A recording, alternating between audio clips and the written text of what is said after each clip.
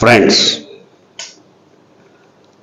తెలంగాణ రాజధాని హైదరాబాద్లో ఉన్న ఒక టీవీ ఛానల్ కార్యాలయంపై జరిగినటువంటి దాడిని ముక్త కంఠంతో అందరూ ఖండిస్తున్నారు. కానీ దాడి నేపథ్యాన్ని తీవ్రంగా పరిగణిస్తున్నారు. ఎందుకంటే దాడికి పూర్వ నేపథ్యం ఉంది.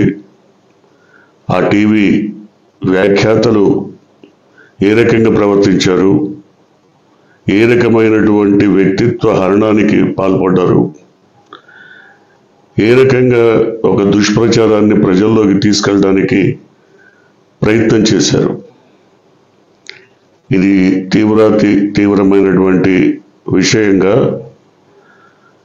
నిజానికి వ్యక్తిత్వం గాయపడ్డప్పుడు, వ్యక్తిత్వ హరణం జరిగినప్పుడు ఎవరికైనా మనసు ఉంటుంది, మనసు గాయపడుతుంది. కానీ వద్దు, ఇలాంటి వద్దు, మా వ్యక్తిత్వాన్ని దెబ్బతీయద్దు, మమ్మల్ని కించపరచద్దు అని వేడుకున్నా కూడా, తెలియచెప్పినా కూడా వినకుండా జర్నలిస్టుల ముసుగులో ఉన్నటువంటి బ్రోకర్లు ఇలాంటి వ్యక్తిత్వ హననానికి తెగబడ్డప్పుడు కార్యాలయాలపై దాడి కొనసాగుతుందేమో. ఎందుకంటే అలాంటి కార్యాలయాల్లో దాదాపు 30-40 సంవత్సరాల పాటు పనిచేసినటువంటి అనుభవం అందరికీ ఉంది. మేము ఎప్పుడూ కూడా జర్నలిజంలో ఎదుటి వ్యక్తుల వ్యక్తిత్వ హననానికి పాల్పడలేదు. ఆ రకమైనటువంటి పెడధోరణికి ఎప్పుడూ తెరతీయలేదు. ఎప్పుడూ కూడా రాజకీయంగా ఎదుర్కోవడానికి రాజకీయమైన వ్యాఖ్యలు, రాజకీయపరమైనటువంటి అంశాలను తెర మీదకి తెచ్చి వాటి మీదనే చర్చలు కానీ, వాటి మీదనే వ్యాఖ్యలు కానీ ఉన్నాయి, విమర్శలు కానీ ఇంకేదైనా ఉంటాయి.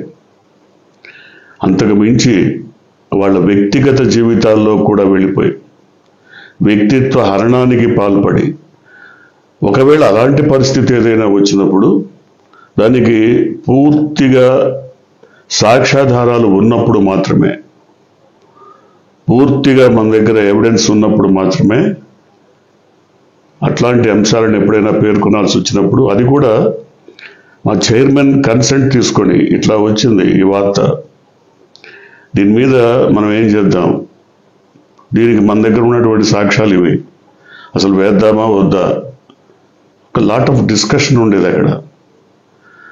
ఆ చర్చ తర్వాతనే ఒక నిర్ణయం తీసుకొని వేయాలా వద్దా అనేది జరిగేది. కానీ ఇప్పుడు అవేమీ లేవు.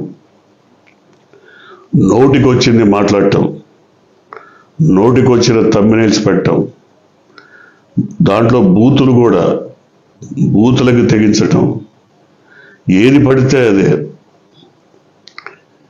ఇవాళ ఏ టీవీ ఛానల్ మీద అయితే దాడి జరిగిందో, ఇదే ఛానల్లో ఇదే బయటకు వచ్చి మాట్లాడుతున్నటువంటి వ్యక్తి ఒక యాంకరు, లేదా ఆ టీవీ ఛానల్ ఎండీగా చెప్పుకుంటున్నటువంటి వ్యక్తి వారం 10 రోజుల క్రితమే ఆంధ్రప్రదేశ్లో సాక్షి కార్యాలయాలపైన తెలుగుదేశం వర్గాలు బరి తెగించి మరీ దాడి చేసినప్పుడు ఎంతగా సమర్థించాడో ప్రజలందరికీ తెలుసు.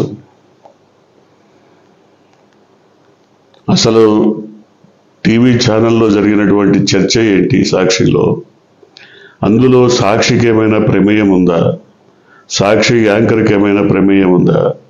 ప్రమేయం లేదని సాక్షాత్తు సుప్రీంకోర్టే తేల్చి చెప్పింది.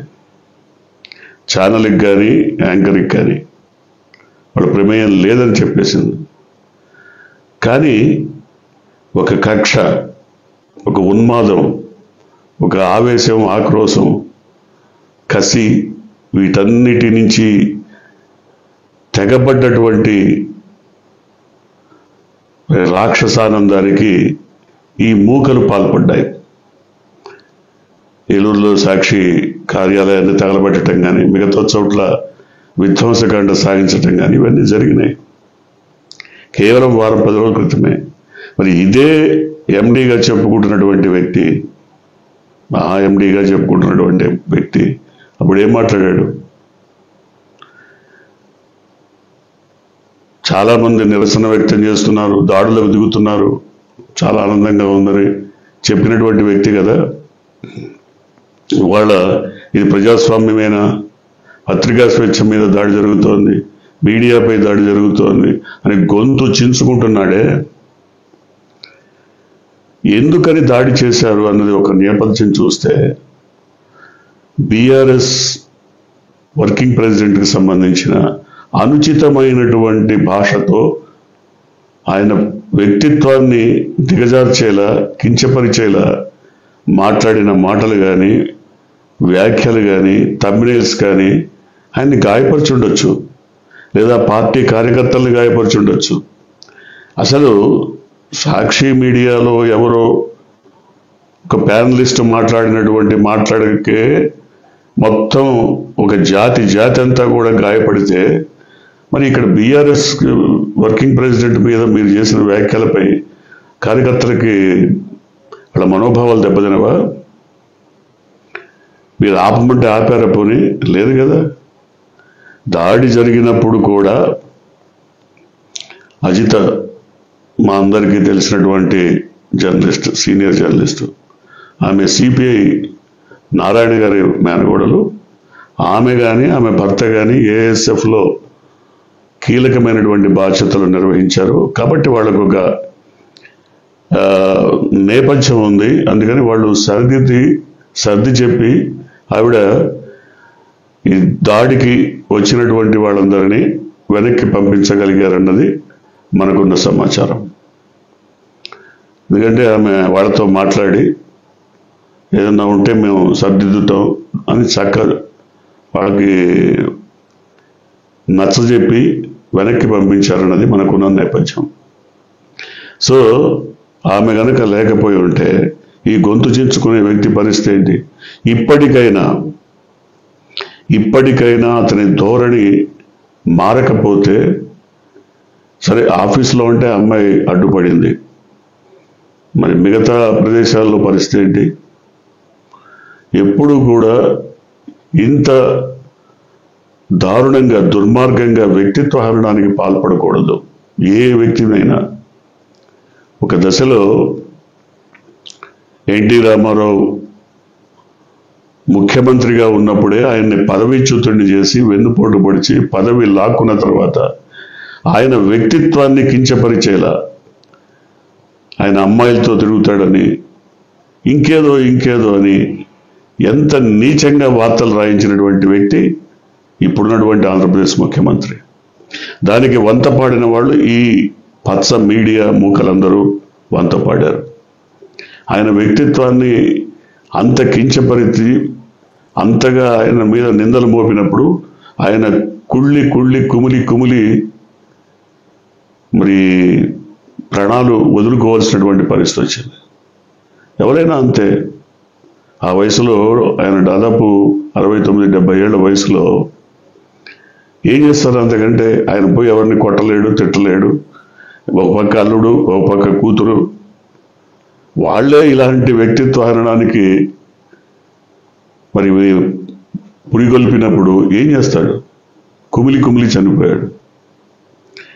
ఇక్కడ పరిస్థితి కాదు. ఇప్పుడు మొన్న సాక్షి మీద దాడి జరిగినప్పుడు జగన్మోహన్ రెడ్డి కానీ లేదా వాళ్ళ శ్రేణులు కానీ ఒక్కసారి మేము కూడా జూలు విధులుస్తామని ఉంటే పెద్ద రణరంగమే జరిగేది కదా. మరి ఎందుకు వాళ్ళు సంయమనంతో, సహనంతో ఉన్నారు? అదే కాదు, ఇవాళ కేటీఆర్ విషయంలో జరుగుతున్నటువంటి ఈ అమానుష ప్రచారాన్ని ఆపమని వాళ్ళు అడిగారా లేదా? గత 2 రోజులుగా సాగుతున్నటువంటి ప్రచారాన్ని వాళ్ళు ఆపమని అడిగారు, కానీ ఆపలేదు. ఎక్కడ దాకా ఎందుకు? విజయసాయిరెడ్డి విషయంలో ఇదే మహా ఎండి ఎంత నీచంగా మాట్లాడాడు. శాంతితో పడుకున్నాడా? ఈ బిడ్డకి తండ్రి ఎవరు? ఏంటి మాటలు? ఎంత నీచమైనటువంటి కుసంస్కారంతో ఉన్న మాటలు ఇవి. జర్నలిస్టులు మాట్లాడేవేనా? జర్నలిస్టులు రాజకీయంగా విమర్శ చేయొచ్చు, కానీ ఈ రకమైనటువంటి అభూత కల్పనలతో 15 రోజుల పాటు ఆమె వ్యక్తిత్వాన్ని కించపరిచి ఆమెను నడిబజారులో నిల్చోబెట్టి వలువలుడు తీసినంత పనిచేశాడు ఇదే మా ఎండి. ఆమె ఏమీ చేయలేని పరిస్థితుల్లో, నిస్సహాయ స్థితిలో వేడుకుంది చాలాసార్లు, నన్ను వదిలిపెట్టండి, నా తప్పేం లేదు అని. కానీ విన్నాడా? లేదు. ఎందుకని చెప్తున్నామంటే, ఇవాళ ఈ ఘటనకి మద్దతుగా, ఈ ఘటనని నిరసిస్తూ ఆంధ్రప్రదేశ్ ముఖ్యమంత్రి ప్రజాస్వామ్యంపై దాడి, పత్రికా స్వేచ్ఛపై దాడి, నిన్నగాక మరణం చేయించావు కదా సాక్షి మీద దాడులు, అంతా ఇంకా వారం కూడా కాలేదు. ఎట్లా మాట్లాడగలుగుతారు 2 నాలుకల ధోరణి? మీ దాకా వస్తే ఒక న్యాయం, పక్కవాడికి వస్తే ఇంకో న్యాయం. డిప్యూటీ ముఖ్యమంత్రి మాట్లాడతాడు, ప్రజాస్వామ్యాన్ని కూని చేయకూడదు, ఏదన్నా ఉంటే కూర్చొని మాట్లాడుకోవాలి, ఇలా ఆలోచి పద్ధతి వేరుగా ఉంటుంది అని. మీరు చెప్పే సూక్తులు, సూక్తి ముక్తావళి, అయ్యా మీరు కట్టి పెడితే మీకు గౌరవం ఉంటుంది. మీరు డెక్కన్ క్రానికల్ పైన దాడి చేయలేదా? ఏబిఎన్ ఆంధ్రజ్యోతి పైన దాడి చేయలేదా? తుపాకులు పట్టుకుని పోయారే, మీ కార్యకర్తలు ఘోరాతి ఘోరంగా దాడి చేశారే. నిన్నగాక మొన్న సాక్షి మీద జరిగినప్పుడు మీరు ఏమైపోయారు? ఎన్నిసార్లు సాక్షి కార్యాలయాల పైన రాష్ట్ర వ్యాప్తంగా దాడులు జరిగాయి, మీరేం చేశారు?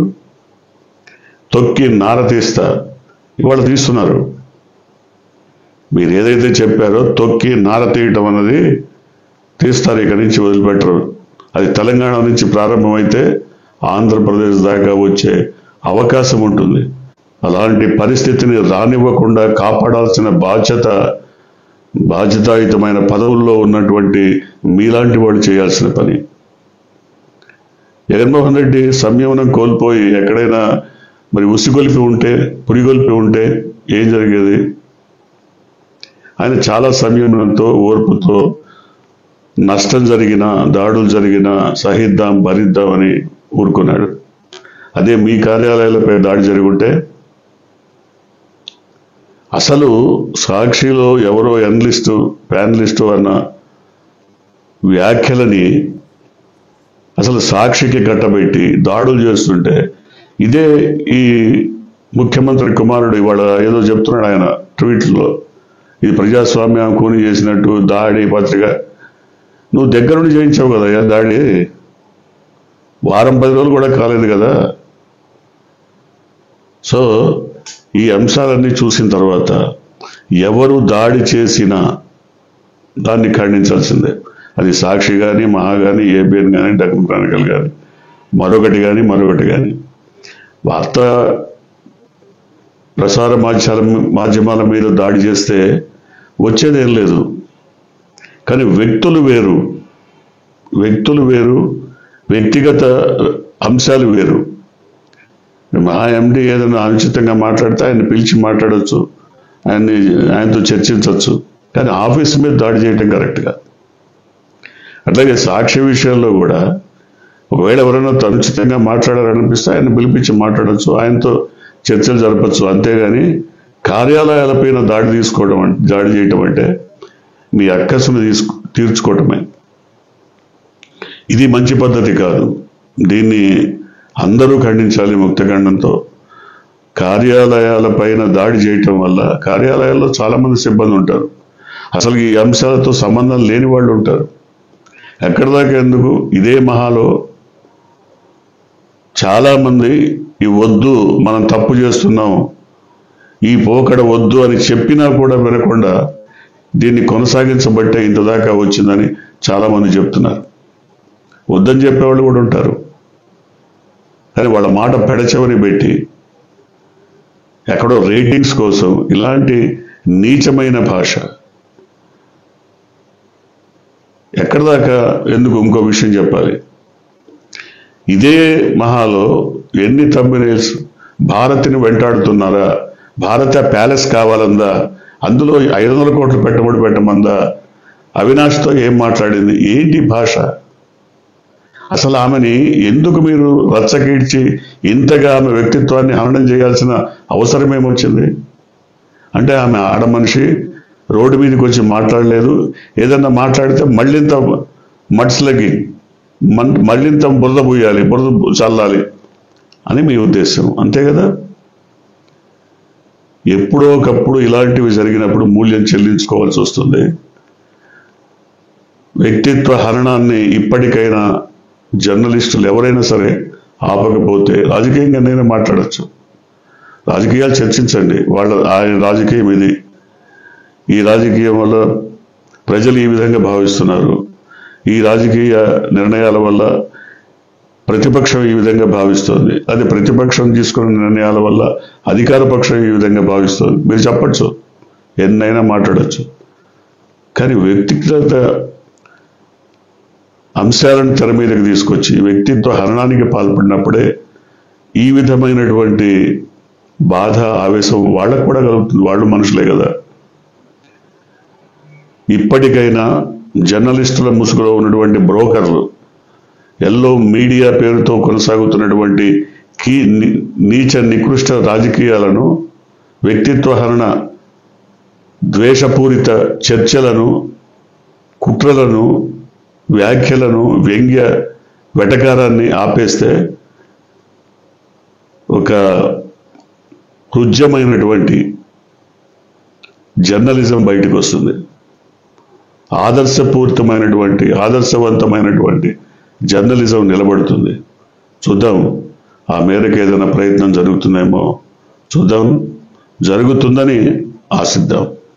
మీరు కొత్తగా కనుక ఈ ఛానల్ని చూస్తున్నట్టయితే, మీరు ఇప్పటివరకు మన ఛానల్ని సబ్స్క్రైబ్ చేసుకున్నట్టయితే వెంటనే ఛానల్ని సబ్స్క్రైబ్ చేయండి. వెంటనే వీడియోని లైక్ చేసి షేర్ చేయండి. బెల్ ఐకాన్ని క్లిక్